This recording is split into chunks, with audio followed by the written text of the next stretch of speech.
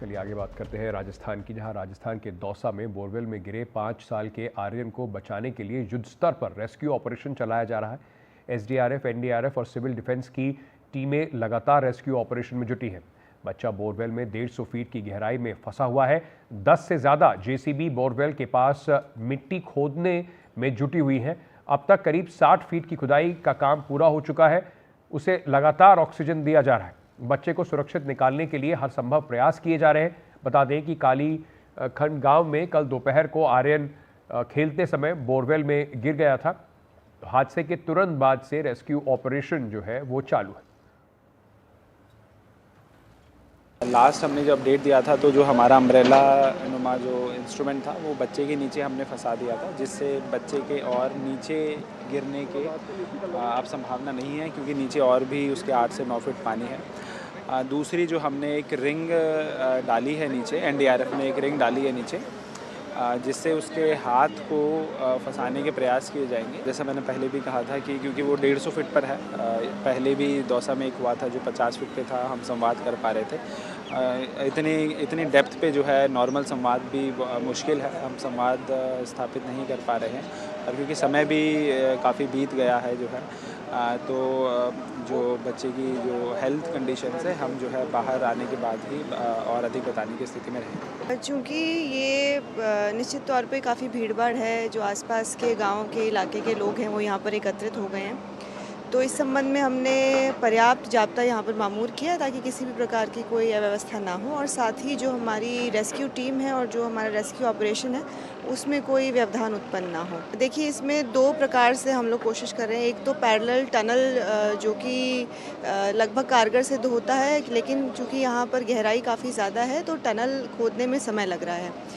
At the same time जो NDRF और SDRF का जॉइंट एफर्ट है वो है कि हम बच्चे तक पहुंचकर बच्चे पर एक जो इनकी रिंग का एक इंस्ट्रूमेंट है, इक्विपमेंट जो इनका डेवलप किया हुआ है, उसके ज़रिए बच्चे का इवैक्यूएशन कर पाएँ। जी बिल्कुल, देखिए 24 घंटे के करीब का समय हो चुका है जो कि आर्यन अब तक जो है बोरवेल में फंसा हुआ है। 24 घंटे के करीबन ये पूरा समय हो चुका है और एसडीआरएफ, एनडीआरएफ की टीमें रेस्क्यू ऑपरेशन जो है वो चला रही है। और वो तस्वीरें मैं आपको दिखाऊंगा जब उस बोरवेल के बिल्कुल पैरेलल करीब 60 फीट गहरा जो है वो गड्ढा खोदा गया है ताकि यहाँ से जो है ड्रिल करके उस बोरवेल तक पहुँचा जा सके। लेकिन अभी करीबन 100 फीट के करीब अभी और खोदना होगा और ऐसे में समय भी धीरे धीरे बीतता जा रहा है। और जो बोरवेल में आर्यन फिलहाल जो है बिल्कुल पूरी तरीके से फंसा होने के चलते उसकी स्थिति के बारे में भी अब तक पूरी तरीके से खुले तौर पर जानकारी भी सामने नहीं आ रही। कल देर रात जो है उसके बॉडी में कुछ मूवमेंट देखा गया था, कैमरे लगाए गए हैं, नीचे बोरवेल तक पहुंचाए गए हैं। इसी के साथ साथ ऑक्सीजन भी जो है वो नीचे 2 पाइप के माध्यम से पहुंचाई जा रही है। और एनडीआरएफ के अब तक के जो रेस्क्यू जो चलाए गए हैं, जितने प्रयास उनकी ओर से किए गए हैं, एक फिलहाल ताज़ा जानकारी के हिसाब से आपको बता दूं, आर्यन जहां पर है वो उस जगह की जो गहराई है वो करीब 147 फीट यानी 147 फीट पर वो मौजूद है और उसके नीचे करीब 5 फीट का पानी भी है। तो ऐसे में उस पानी से बचाव के लिए एक अम्ब्रेला नुमा जाल जो है लोहे का छड़ियों से बनाकर वो लगाया गया है, जिससे कि अगर आर्यन थोड़ा फिसल कर नीचे गिरता है तो पानी में डूबने से बच सके। और उसके बाद एक ऑपरेशन फिर से रेस्क्यू की जो टीमें हैं उनकी ओर से किया गया, जिसमें एक चूड़ीनुमा एक चीज़ को उपकरण को बनाया गया और उपकरण के माध्यम से उसके हाथ में पहनाने का प्रयास किया गया। लेकिन वो प्रयास भी जो है 2 प्रयास किए गए, दोनों प्रयास असफल रहे। अब उसके बाद एक बड़ी मशीन को जो है यहाँ पर बुलाया गया है। उस मशीन के आने के बाद फिर से जो है जो रेस्क्यू ऑपरेशन है वो शुरू किया जाएगा। और इस रेस्क्यू ऑपरेशन में बोरवेल के करीब 1 से 1.5 मीटर की दूरी पर उसी के पैरेलल एक गड्ढा किया जाएगा करीब 4 फीट चौड़ा। और उसके अंदर फिर एक सिविल डिफेंस या एनडीआरएफ का सदस्य जो है वो मौजूद होगा, वो उसमें बैठकर नीचे जाएगा और ड्रिल करके जो है बच्चे को बाहर निकालने का प्रयास किया जाएगा। लेकिन फिलहाल यही कहा जा सकता है कि 24 घंटे बीत चुके हैं और अब तक जो है रेस्क्यू में एनडीआरएफ की टीम को कोई सफलता नहीं मिल पाई है। हालांकि प्रयास कई अलग अलग दौर के किए गए, लेकिन पूर्णतः जो है सफलता नहीं मिल पाई है। स्थानीय प्रशासन का कहना है कि तमाम हमारी ओर से प्रयास किए जा रहे हैं। डॉक्टर्स की टीम यहाँ पर मौजूद है। जी बहुत बहुत शुक्रिया इस पूरी जानकारी के लिए। आगे बढ़ते हैं और बात करते हैं गुरुग्राम की, जहां पर चंडीगढ़ की तरह गुरुग्राम में भी एक बम हमला हुआ है।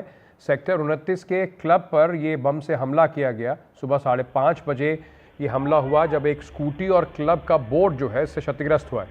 ये कुल मिलाकर अगर इसको आप देखें तो सीसीटीवी फुटेज में कैद हुआ है।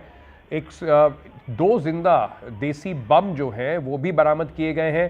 ये जो बम है ये नट बोल्ट इनके अंदर भरा हुआ था। पुलिस ने 2 संदिग्धों को भी हिरासत में लिया है। घटनास्थल पर पहुंची एनआईए की टीम और गुरुग्राम की पुलिस मौके पर मौजूद है। गैंगस्टर्स की संलिप्तता के अंदेशे के चलते एनआईए की टीम वहां पर जांच कर रही है। हमारे सहयोगी मुकेश सिंह सेंगर इस वक्त हमारे साथ जुड़ रहे हैं। मुकेश, दिल्ली एनसीआर में लगातार जिस तरह की घटनाएं हो रही हैं, चाहे वो गोलीबारी की घटनाएं हो और अब ये बम से का हमला करने की घटनाएं, कहीं ना कहीं लोगों के बीच में डर का माहौल जरूर पैदा कर रही है। देखिए, बिल्कुल ये घटना अपने आप में बड़ी अजीब सी है, क्योंकि इसके पहले चंडीगढ़ में एक बार के बाहर बम ब्लास्ट हुआ था, जिसमें ये बात सामने आई थी गोल्डी बराड़ ने वो बम ब्लास्ट कराया, क्योंकि गोल्डी बराड़ ने उसकी जिम्मेदारी ली थी।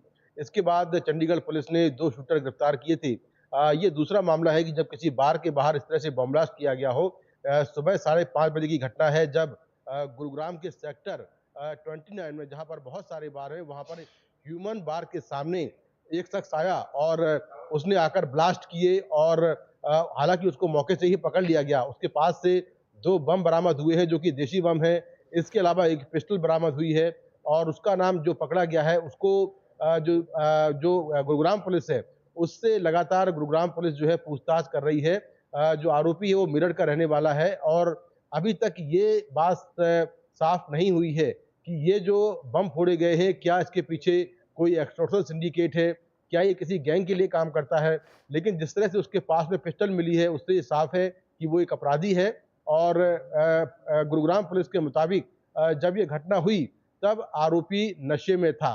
तो अभी गुरुग्राम पुलिस की एसटीएफ और गुरुग्राम की जो लोकल पुलिस है वो आरोपी से लगातार पूछताछ कर रही है कि क्या इसके पीछे कोई एक्सटॉर्शन का एंगल है, और लगातार उससे पूछताछ के बाद साफ होगा कि आखिर ये बम ब्लास्ट करने के पीछे वजह क्या है। लेकिन फिलहाल अभी जांच जारी है। राहत की बात ये रही कि जब ये ब्लास्ट हुआ सुबह 5:30 बजे, उस वक्त जो है लोग तो आसपास थे, लेकिन किसी को कोई नुकसान नहीं हुआ है, कोई घायल नहीं हुआ है और आरोपी को मौके से ही पकड़ लिया गया था। जी, बहुत बहुत शुक्रिया हमारे साथ जुड़ने के लिए। वहीं मुंबई के कुर्ला में एक भीषण सड़क हादसा हुआ। कुर्ला में सरकारी बस यानी बेस्ट की बस बेकाबू हो गई और कई वाहनों को कुचल दिया। इस हादसे में 7 लोगों की मौत हो गई और करीब 39 लोग घायल हुए। इनमें से कई लोगों की हालत गंभीर बनी हुई है। चांदीबेली विधायक के मुताबिक ब्रेक फेल होने की वजह से ड्राइवर बस को कंट्रोल नहीं कर सका, इसलिए ये बड़ा हादसा हुआ। वहीं पुलिस ने ड्राइवर को गिरफ्तार कर लिया है और उसके खिलाफ गैर इरादतन हत्या का मामला दर्ज किया है। हादसे की असली वजह के बारे में पुलिस जानकारी जुटा रही है। बस हादसे पर बेस्ट ने अपनी जानकारी में लिखा है कि इसके जांच के आदेश दिए गए। मृतकों को 2 लाख रुपए का मुआवजा और घायलों का इलाज का खर्च भी बेस्ट उठा रही है। हम देख रहे हैं बेस्ट बस के ड्राइवर इस प्रकार जो है ब्रेक फेलियर कहा जा रहा है। कुछ लोग बोल रहे हैं नशे में धुत था। आप कल मौजूद थे यहाँ पे? मैं कल मौजूद ही था इधर। सुमारे कम से कम 9:30 पौने 10 के बीच कुर्ला डिपो से एक बस निकली 332 जो अंधेरी के लिए यहाँ से जाती है। तो वहाँ से वो निकली। जब उसको इधर एक बाजार पेट है, कुर्ला बाजार पेट, वहाँ पे एक बस स्टॉप है। बस स्टॉप पे रुकने के लिए उसकी कोशिश जारी थी, पर उसकी कोशिश जारी हुई नहीं। तो वो कम से कम कल रात में कम से कम 80 से 100 के स्पीड में उसकी गाड़ी चल रही थी। तो उसकी गाड़ी उसको संभाली नहीं गई। तो उसको जो स्पीड से आते आते वो कुर्ला बाजार पेट से उसने जो नुकसान किया, लोग थे इधर के जो स्थानिक रहवासी थे, उन लोग की नुकसान करते करते, गाड़ी के नुकसान करते करते यहाँ तक वो आ पहुँचा। मतलब उसको कुछ जगह मिली नहीं, किधर गाड़ी रुकाना किधर नहीं रुकाना। वो करते करते इसको इधर एक ऐसी एकदम नज़दीक सी जगह दिखी कि एकदम बड़ी जगह, यहाँ पे मैं गाड़ी रुका सकता हूँ। तो ये जगह देख के उसने यहाँ पे गाड़ी डाल। इतना बिजी इलाका है, इतने लोग यहाँ पर आते जाते रहते हैं, बड़ी बड़ी वाहनें आ रही हैं। इस प्रकार की घटना कभी पहले हुई है? यहाँ पे ऐसा तो कभी पहले नहीं हुआ, लेकिन 8-10 दिन पहले डिपो के पास हुआ था एक हादसा ऐसा। ऐसे बस सुना था हम लोग इधर ही रहते हैं ना। हम इसी में 7वें माले पे रहते हैं रात। हाँ, ये भी उसी में रहते हैं हम लोग 7वें माले। जहाँ पर बस को लाकर जो है लड़ाया गया है, उसके एक ऊपर वाली बिल्डिंग में ये अंकल रहते हैं, साहब 7वें माले पे। तो जब जैसे ही गाड़ी ठुकी, आपको किस प्रकार की आवाजें आई? और सबसे पहले और मेरे पोते जस्ट 5 मिनट पहले ही आए और उसके बाद ये हादसा हुआ। गाड़ी ठोक दे तो सब लोग देखे, फिर हम लोग भी देखे, फिर मेरी बीवी वो सब आके देखे गाड़ी के नीचे वो सब पड़े। हाँ, तो फिर वो देखने के बाद में फिर उनको भी, तो फिर कोई बोले भाई गैस लीकेज हो रहा था, मैंने मेरी बेटी के वहाँ सबको भेज दिया। इन बाद में पता चला वो इलेक्ट्रिक गाड़ी थी, तो फिर वापस बुला लिए फिर बच्चे लोगों को। नहीं तो किसी ने इधर बम कर दिया, बोले गैस लीकेज हो रहा, गैस, तो आधे लोग चले गए, तो वापस आ गए फिर से। अगर गैस लीकेज हो तो घटना बड़ी हो जाती है। बड़ी हो जाती है, हाँ। फिर सबके गैस बंद करवाए, घर के भी। भाजी मंडी पहले से बस स्पीड में ली है, उसके बाद में जो भी आता गया, ऑटो आया चाहे कुछ भी आया, सबको दबाता वो चला गया और यहाँ तक आके वो एंड में यहाँ पे रुका। ठीक है, हमारे आंखों के सामने हुआ, जो कुछ भी हुआ मैं देखता रहा वहाँ पे खड़ा होकर के। ऑटो में कम से कम 3-4 आदमी फंसे, एकदम ऑटो कुचल गया था, उसमें से 3-4 आदमी को निकाला गया, फिर हॉस्पिटल पहुंचाया गया। और उसके आगे मैं देखता जा रहा हूँ, बस एकदम फुल स्पीड में भागती जा रही है। आप यहाँ पे मौजूद थे तो ड्राइवर की क्या मतलब क्या हाव भाव थे उसके? वो बस में बैठा रहा, उसे निकाला? हमने तो बस वाले को देखा नहीं, बट जिन्होंने देखा, कुछ लोग कह रहे कि ड्राइवर हंस रहा था, कुछ लोग कह रहे ड्रिंक किया था, कुछ लोग बहुत कुछ कह रहे हैं। अब उसको तो मतलब पुलिस ही बता सकती है क्या कर सकती है, मतलब क्यों ऐसा हुआ।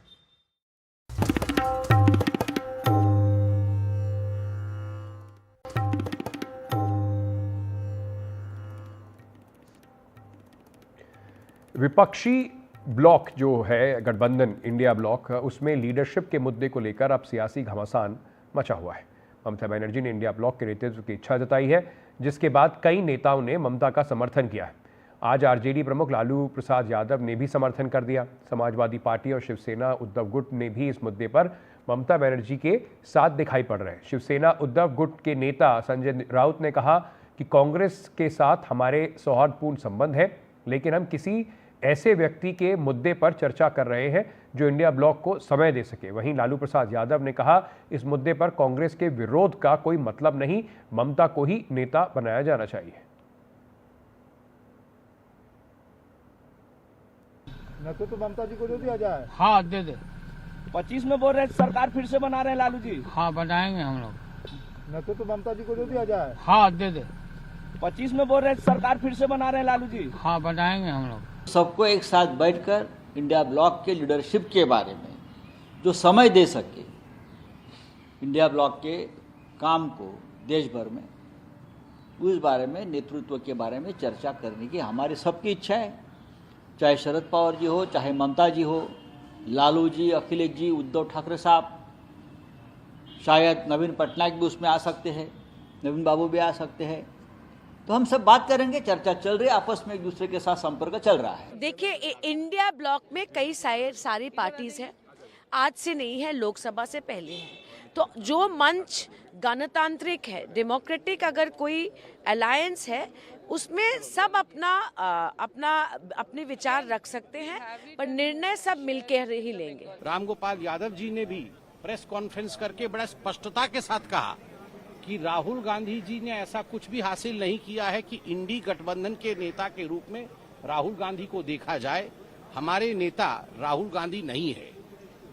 ठीक उसी प्रकार उन्होंने मल्लिकार्जुन खड़गे का नाम लिया कि मल्लिकार्जुन जी नेता है।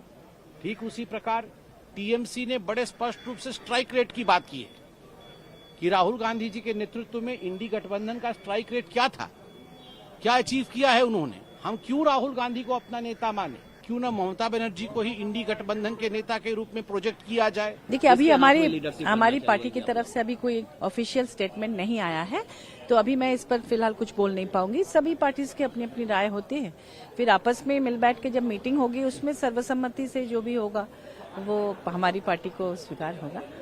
We always feel that the person who is the best to lead, who's got the best performance, who's performed really well. If you look at the strike rate of Congress and BJP, Congress only has 10% winning strike rate. And if you look at TMC and BJP, TMC has 70% winning strike rate. लोगों का अपने विचार है, ये इन लोगों के विचार हो सकते हैं, लेकिन आज जो राष्ट्र के सामने, देश के सामने, हम लोगों के सामने बड़ा सवाल है वो किसानों का सवाल है, बड़ा सवाल है।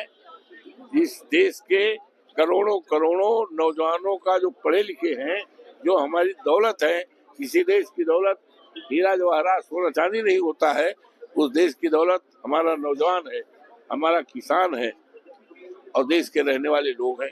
हमें उनकी भलाई के लिए, हमें उनके वेलफेयर के लिए आज चर्चा करना है। लगातार जो इंडिया ब्लॉक के अलायंस पार्टनर्स हैं, शरद पवार, लालू प्रसाद यादव, उमर अब्दुल्ला, तमाम लीडर्स अब बोल रहे हैं कि ममता बनर्जी को इंडिया ब्लॉक की लीडरशिप दे देनी चाहिए। खुद ममता बनर्जी ने बोला मैं वेस्ट बंगाल से इंडिया ब्लॉक लीड कर सकती हूँ। किस तरीके से देखते हैं आप इन तमाम जो कोरस ग्रो हो रहा है? आज तो आपको अपना रिकॉर्ड स्ट्रेट और ठीक रखना चाहिए। अभी आपने देखा होगा सीनियर मेंबर पार्लियामेंट आरजेडी के नेता अभी यहाँ बोल के गए कि out of context Lalu ji की बात की गई है। लालू जी ने ऐसा नहीं कहा, तो वो बात छोड़िए। हाउस नहीं चलता है, रूलिंग पार्टी के एमपीज 3 दिन से नहीं चला रहे हैं। क्यों नहीं चला रहे भाई? रूलिंग पार्टी की तो जिम्मेवारी होती है हाउस चले। आज तक इतिहास में कभी ऐसा नहीं हुआ कि सत्ता पक्ष हाउस ना चलने दे, तो इसके लिए जिम्मेवारी सत्ता पक्ष की है। चलिए इसी चलते हमारे सहयोगी हिमांशु शेखर मिश्रा इस वक्त हमारे साथ जुड़ रहे हैं। हिमांशु, इस पे टीएमसी का हमेशा से दाव रहा है। मुझे याद है कि जब इंडिया गठबंधन बन भी रहा था तो कभी नीतीश कुमार को आगे बढ़ाइए, कभी ममता को आगे बढ़ाइए, ऐसा बहुत उस वक्त चर्चा थी। अरविंद केजरीवाल ने भी ममता बनर्जी के नाम को आगे प्रस्तावित किया था। लेकिन अब जिस तरीके से इंडिया गठबंधन में ये बातचीत चल रही है, इसके क्या मायने निकाले जाए? देखिए, बहुत साफ है कि अहम मुद्दों पर जो अंदरूनी गतिरोध है अब खुलकर सामने आ गया है। और हमने देखा है कि सत्र के दौरान जहां कांग्रेस लगातार अदानी के मुद्दे को आगे बढ़ाने की कोशिश कर रही है, वहीं जो क्षेत्रीय दल हैं इंडिया ब्लॉक से जुड़े हुए, उन सब के अपने अपने मुद्दे हैं और वो लगातार कोशिश कर रहे हैं कि वो अपने मुद्दों को संसद में रखें। लेकिन कांग्रेस के सांसदों के हंगामे की वजह से जो क्षेत्रीय दल हैं, चाहे वो तृणमूल कांग्रेस हो या फिर समाजवादी पार्टी हो, आरजेडी हो, इन दल के जो नेता हैं वो अपने अपने मुद्दों को नहीं रख पा रहे। आज भी डेरेक ओब्रायन ने एनडीटीवी से ये कहा है संसद में कि महंगाई, बेरोजगारी, पश्चिम बंगाल के साथ जो भेदभाव हो रहा है केंद्र सरकार द्वारा, इन सब को लेकर बहुत सारे मुद्दे हमारे हैं, जो जनता से जुड़े मुद्दे जिनको हम संसद में रखना चाहते हैं। समाजवादी पार्टी के भी नेता धर्मेंद्र यादव ने आज मुझसे कहा कि हमारे लिए किसानों का जो मुद्दा है, संभल का मुद्दा है, उस पर चर्चा होनी चाहिए, लेकिन उस मुद्दे को हम नहीं उठा पा रहे हैं। तो पहले मुद्दों पर अंदरूनी गतिरोध जो था वो पहले 2 हफ्ते चलता रहा और अब ये साफ हो गया है कि राहुल गांधी भी इस तरह के सवाल जो उनके इंडिया ब्लॉक के पार्टियों के नेताओं की तरफ से उठ रहे थे, उसको राहुल गांधी ने भी गंभीरता से नहीं लिया है। और आज भी अदानी के मुद्दे पर जो कांग्रेस के सांसद हैं वो लोकसभा राज्यसभा में हंगामा करते रहे और जिसके बाद ये जो गतिरोध है वो खुलकर सामने आ गया और सवाल उठने लगे हैं कि क्या राहुल गांधी को विपक्ष का नेता होना चाहिए। और आप देखिए, महत्वपूर्ण, मुझे लगता है आज सबसे महत्वपूर्ण बयान लालू यादव का आया है, जो अब तक बहुत ही करीबी माने जाते रहे हैं सोनिया गांधी के, 10 जनपद के एक लॉयल लीडर के तौर पर उनको देखा गया जब 10 साल यूपीए की सरकार थी, लेकिन वो भी अब खुलकर राहुल गांधी के खिलाफ बयान देने लगे हैं। तो बहुत साफ है कि इंडिया ब्लॉक जो है वो अहम मुद्दों पर, लीडरशिप के मुद्दे पर बिल्कुल बट गया है और ये अंदरूनी गतिरोध जो है वो अब खुलकर सामने आ गया है। जी, बहुत बहुत शुक्रिया हमारे साथ जुड़ने के लिए हिमांशु शेखर, इस वक्त इस खबर पर जानकारी देते हुए। संसद की बात करते हैं और संसद में जो दोनों सदन है उसमें गतिरोध जो है वो बरकरार है। एक और दिन संसद की कार्रवाई हंगामे की भेंट चढ़ गई। हंगामे के कारण लोकसभा और राज्यसभा की कार्रवाई को कल तक के लिए स्थगित कर दिया गया। राज्यसभा में आज बीजेपी और विपक्ष के बीच में तीखी नोकझोंक देखने को मिली। बीजेपी अध्यक्ष जेपी नड्डा ने सदन में जॉर्ज सोरोस के मुद्दे को लेकर कांग्रेस पर जमकर निशाना साधा। उन्होंने कहा कि कांग्रेस देश विरोधी ताकत के साथ है और उन्होंने सदन में कांग्रेस से पूछा कि जॉर्ज सोरोस से उनका क्या रिश्ता है। वहीं इसके हमले में इसके विपक्ष ने तीखा पलटवार करते हुए बार बार ये बात कही कि जो ट्रेजरी बेंचेस है, यानी कि जो सत्ता दल है, वो मुद्दों से ध्यान भटकाने के लिए ये सब कर रहा है।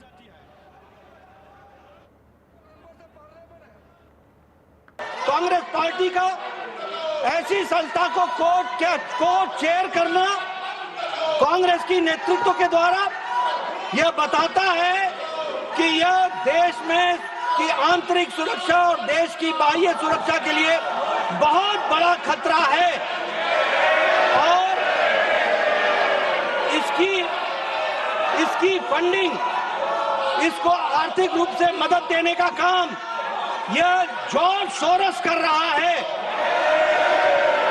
मैं जानना चाहता हूं कांग्रेस पार्टी का और जॉर्ज सोरोस का क्या रिश्ता है। हमारे पास बिल है, हम चर्चा करना चाहते हैं।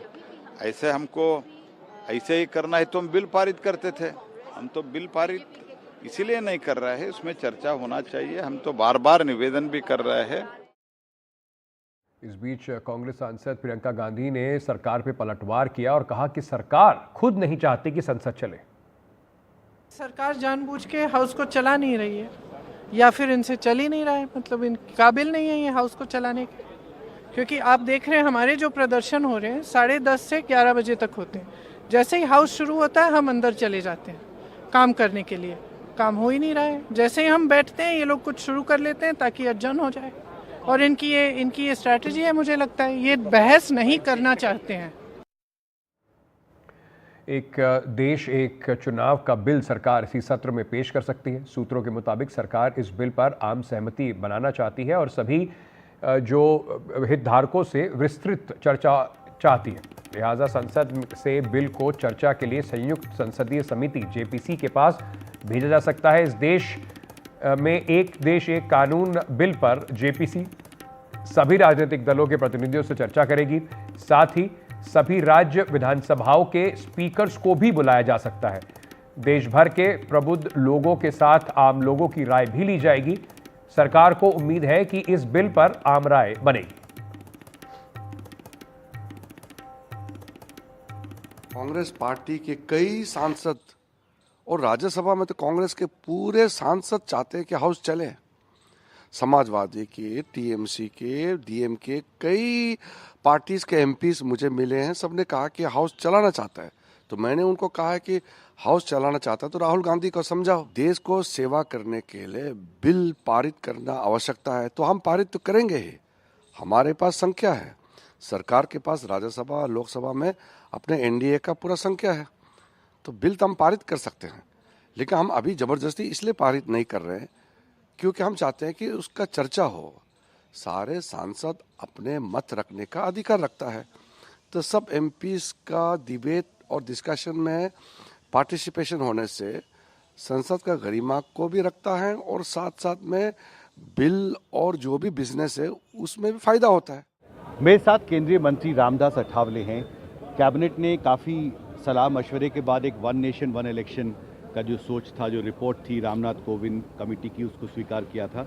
अब खबर है कि सरकार इस बिल को संसद में लाने की तैयारी कर रही है। उसके बाद इसको जेपीसी के पास भेजा जाएगा सहमति बनाने के लिए। आप कैसे देखते हैं इस रणनीति को? लगता है कि माननीय नरेंद्र मोदी जी ने जब 2014 में प्रधानमंत्री बने थे तब उन्होंने देखा था कि भाई देश भर में बार बार चुनाव होते हैं और लोगों को भी उसमें तकलीफ होती है और उसमें पैसा भी ज़्यादा बर्बाद होता है। तो इसीलिए शुरू में जब संसद बनी थी और 26 जनवरी 1950 को संविधान लागू करने के बाद जो पहला इलेक्शन हुआ था 1952 में, तो वो तब लोकसभा और विधानसभा एक साथ होती थी। 4-5 चुनाव एक साथ ही हुए थे। लेकिन बाद में कई गवर्नमेंट डिसॉल्व हुई, का पार्टी इधर उधर हो गया, उससे मतलब ये अनियमित आई है। तो माननीय नरेंद्र मोदी जी का विजन है कि भाई वन नेशन वन इलेक्शन अगर एक बार हो जाएगा तो ये लोगों का टाइम भी बचाने में उसकी मदद होगी। और इसीलिए वन नेशन वन इलेक्शन का एजेंडा हमारा है। माननीय रामनाथ कोविंद जी के कमेटी ने उसका रिपोर्ट सरकार के पास दे दिया है। सरकार ने कैबिनेट में उसको मंजूरी भी दी है। अभी बिल संसद में आना बाकी है। तो इस सत्र में ही वन नेशन वन इलेक्शन का बिल आ सकता है और उसमें चर्चा करके अपोजिशन को हमारा कहना है कि भाई इसको आपने सपोर्ट करना चाहिए। अगर उसमें कोई सुझाव देना है तो सुझाव अमेंडमेंट के लिए दे सकते हैं। लेकिन वन नेशन वन इलेक्शन को मेरे रिपब्लिकन पार्टी ऑफ इंडिया का पूरा सपोर्ट है और वन नेशन वन इलेक्शन होना चाहिए, ये हमारी भूमिका है। तो आपको लगता है शीतकालीन सत्र में सरकार ये बिल ला सकती है? मतलब अभी ला सकती है, अभी 2 सप्ताह बाकी है। अभी इसमें क्या हंगामा भी चल रहा है, इस पर बहस होना जरूरी है, चर्चा होना बहुत जरूरी है और सबका सुनकर सरकार अंतिम निर्णय लेगी। लेकिन सरकार ने तो निर्णय लिया है कि ऐसा होना चाहिए, तो मुझे लगता है कि इस सत्र में भी बिल आ सकता है। हमसे बात करने के लिए शुक्रिया। संसद भवन से Himanshu Shekhar, NDTV.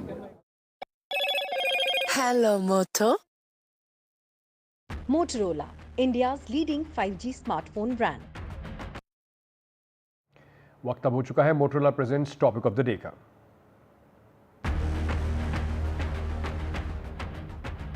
India block में लीडरशिप पर घमासान।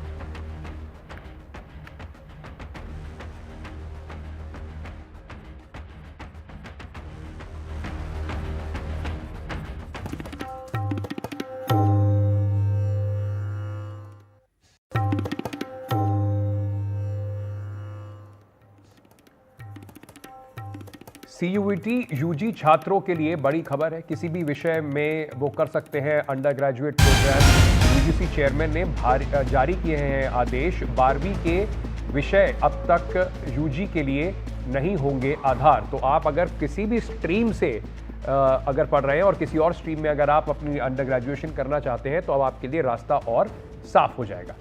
ये चलते हैं, हमारे सहयोगी रवीश इस वक्त हमारे साथ जुड़ रहे हैं। रवीश, राहत की खबर है ये कई सारे बच्चों के लिए। जी बिल्कुल राहत की खबर है, क्योंकि अब ये हो सकता है, अगर इसको बहुत ही साधारण भाषा में बताएं, कि आर्ट्स के विषय का जो छात्र है वो अब साइंस के विषय से ग्रेजुएशन कर सकता है और ना सिर्फ ग्रेजुएशन कर सकता है बल्कि पीजी भी आप कर सकते हैं। तो ये एक बहुत बड़ी जो छूट है वो दी गई है। होता आमतौर पर ये था कि अगर 12वीं में आपके आर्ट्स के सब्जेक्ट हैं तो बीएससी में प्रवेश लेना बहुत कठिन होता था, साइंस में प्रवेश लेना मुश्किल होता था। लेकिन अब यूजीसी ने ये कह दिया है कि अगर आप CUET जैसे प्रवेश परीक्षा में अपने आधार विषयों में 50% का क्रेडिट लेकर आते हैं तो अब आप ग्रेजुएशन किसी भी सब्जेक्ट से कर सकते हैं। बस इसके लिए ज़रूरी अनिवार्यता ये है कि 50% आपको कम से कम सब्जेक्ट का आपको अंक मिलना चाहिए CUET की परीक्षा में। ना सिर्फ ग्रेजुएशन में बल्कि पीजी में भी इसी तरीके से है कि अगर आपने ग्रेजुएशन किसी भी विषय से किया हो और पीजी के एंट्रेंस एग्ज़ाम में आपने अगर 50% पाया हो तो आप पीजी भी किसी भी विषय में आप कर सकते हैं। तो एक तरीके का ये सोचा है यूजीसी ने कि इससे आपका मल्टीलैटरल जो है वो विकास हो सकता है, यानी आप कई सब्जेक्ट पढ़ सकते हैं, 2 बार आप ग्रेजुएशन कर सकते हैं, पीजी कर सकते हैं। तो इससे ये होगा कि एक छात्र जो है वो साइंस भी पढ़ सकता है, आर्ट भी पढ़ सकता है, उसका सर्वांगीण एक विकास हो सकता है। तो इसी की वजह से नई शिक्षा नीति में इस तरीके के बदलाव किए गए हैं। ना सिर्फ ये बदलाव हुआ है बल्कि एक और बहुत बड़ा बदलाव हुआ है। अब तक होता ये था कि ग्रेजुएशन 3 या 4 साल का होता है, अब यूजीसी ने ये बोल दिया है कि वो 3 साल के ग्रेजुएशन को 2 साल में भी पूरा कर सकते हैं अगर आप पढ़ाई में तेज हैं, अगर आपने उस तरीके का आपने परफॉर्मेंस दिखाया हो। तो ये कई सारे इस तरीके के बदलाव हैं जो आपको 2025 और 26 के सत्र में दिखाई दे सकते हैं। तो छात्रों के लिए ये एक भारी जो है वो राहत की खबर है।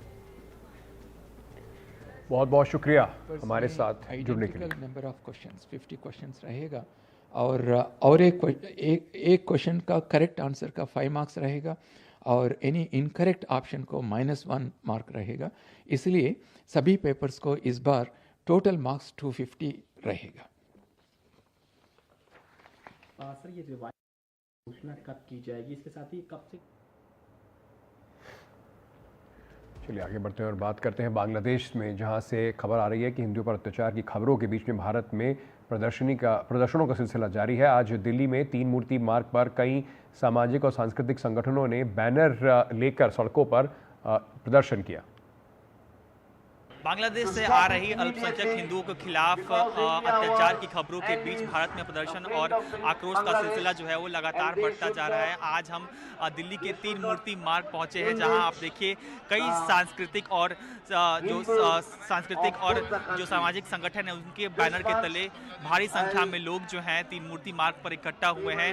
वो जो है बांग्लादेश में हो रहे हिंदुओं के खिलाफ जो अत्याचार की खबरें आ रही हैं उसके खिलाफ प्रदर्शन कर रहे हैं।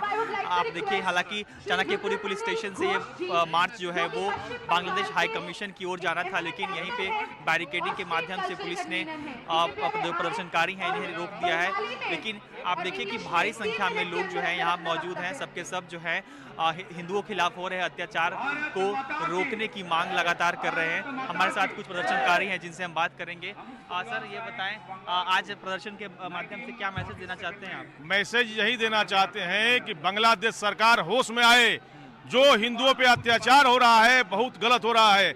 अगर भारत का हिंदू जाग गए तो बांग्लादेश को रहना मुश्किल हो जाएगा। तो हम बांग्लादेश सरकार से यही मांग करते हैं कि जो ये गलत हो रहा है उसको तत्काल बंद कर दे, नहीं तो बहुत ही बुरा होने वाला है।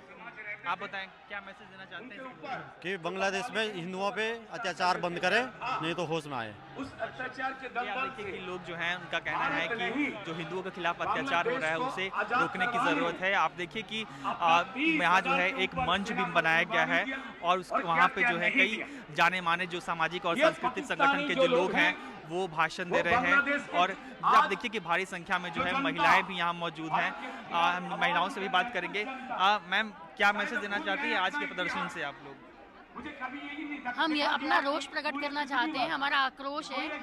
हम विरोध में हैं कि हमारे हिंदू भाई बहनों पे जो अत्याचार हो रहा है वो वीडियोस देख के हमारे मन में दुख होता है। कल को हमारे साथ ऐसी घटना होगी तो कौन हमारे साथ खड़ा होगा? इसीलिए आज बहुत आवश्यकता है हम सबको एकजुट होने की।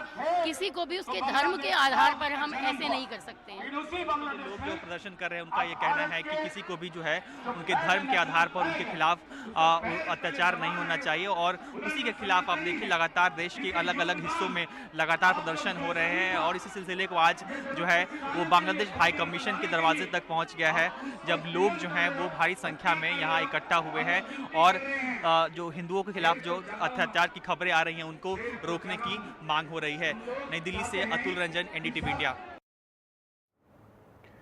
चलिए, वहीं यूथ कांग्रेस के कार्यकर्ताओं ने आज पंजाब की आम आदमी पार्टी सरकार के खिलाफ सड़कों पर प्रदर्शन किया। चंडीगढ़ में मुख्यमंत्री आवास का घेराव करने निकले यूथ कांग्रेस के कार्यकर्ताओं को पुलिस ने रोका। इस दौरान पुलिस के साथ धक्का मुक्की भी हुई। पुलिस ने कई कार्यकर्ताओं को हिरासत में लिया। यूथ कांग्रेस ड्रग्स और बेरोजगारी जैसे मुद्दों पर सड़कों पर उतरी है। पंजाब कांग्रेस के यूथ जो यहाँ पे सेक्टर 15 चंडीगढ़ में प्रोटेस्ट कर रहे हैं, इस समय हम तस्वीरें दिखा रहे हैं और तस्वीरों के माध्यम से दिखा रहे हैं कि कैसे जो पुलिस है उनको यहाँ पे रोक के बैठी हुई है। और जो कांग्रेस यूथ है उनका सबसे बड़ा मुद्दा है कि पंजाब में नशा बढ़ रहा है और जो बेरोजगारी है उसके साथ साथ बढ़ रही है। उनका ये स्लोगन है कि नौजवानों को नशा नहीं नौकरी दो। कहीं ना कहीं वो एक मैसेज लगाना चाहते हैं जो स्टेट गवर्नमेंट को कि जो पंजाब में जो अनएम्प्लॉयमेंट है वो सबसे बड़ा मुद्दा है। हम देख सकते हैं कि कुछ समय पहले यहाँ पे ये यूथ है ये बैरिकेड क्रॉस करने की कोशिश कर रहे हैं। इस वक्त हम देख सकते हैं पुलिस ने कुछ जो आगू हैं जो कांग्रेस यूथ कांग्रेस के आगू हैं उनको प्रोटेस्ट में उनको डिटेन कर लिया और कॉन्फ्रंट्रेशन जो हम देख सकते हैं लगातार यहाँ पे कॉन्फ्रंट्रेशन हो रही है। वहीं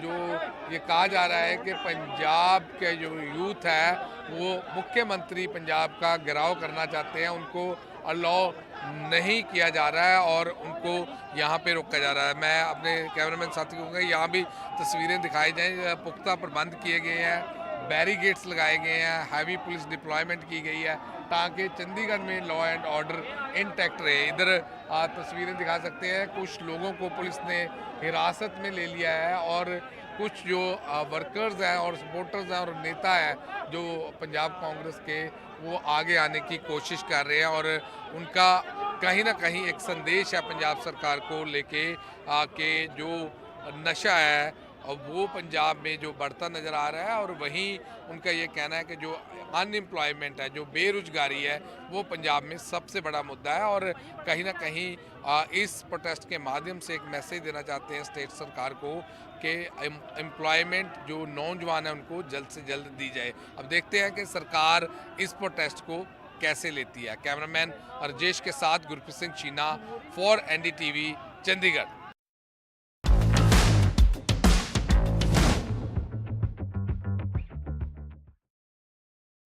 एनडीटीवी का बड़ा आयोजन एनडीटीवी ऑटो कॉन्क्लेव आज हो रहा है, सीधे आपको वहां लिए चलते हैं। Things continue and with a very clear guideline if you're talking about, because this change and adoption will not happen overnight. We need to be patient and ensure that we keep pushing ourselves in the right direction, in the sustainable direction. And for that, continuity is very important. What we have is really good. And persistence, please continue. Yeah, absolutely. Satinder, what do you think when we talk about green mobility as a solution, whether it's the government initiatives or whether it's the strategies, what are your thoughts on that? No, I think government has been quite supportive. Let me admit that. The only issue where I see is in terms of consistency, right?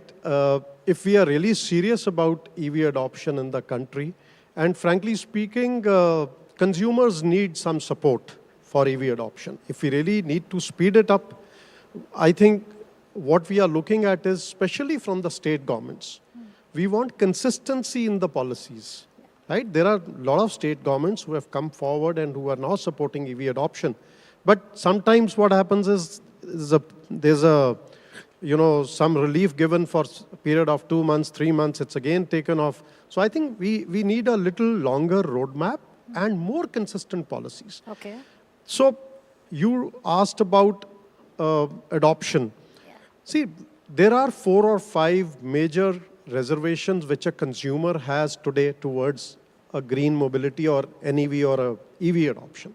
I think one is, as an industry, we all have to play a very responsible role in terms of getting the consumer over these, helping him come out of these anxieties, what you may call it. Once those are taken care of, I'm sure EV adoption will take pace. And I believe there is no substitute to it. All of us have seen what has happened in Delhi in the last 15-20 days. All of us know what kind of air we have been intaking. So I think that's the way going forward. Yeah, I think everybody needs to come together for adoption, and consumers definitely play a very critical role. If I can ask you about working together, like Satinder just said, everybody needs to come together. Just talking about collaborations, what do you think, whether it's the industry players, whether you think, again, just government agencies, to bring about an impactful change, what should be done? I think if you really ask me, one key area where I think all of us can come together in our own ways, it is about setting up the infrastructure, charging infrastructure at a very high pace. I think it's happening, but it's happening which is probably not yet visible. I think it will start becoming visible very soon, I believe. But this is one area where we need to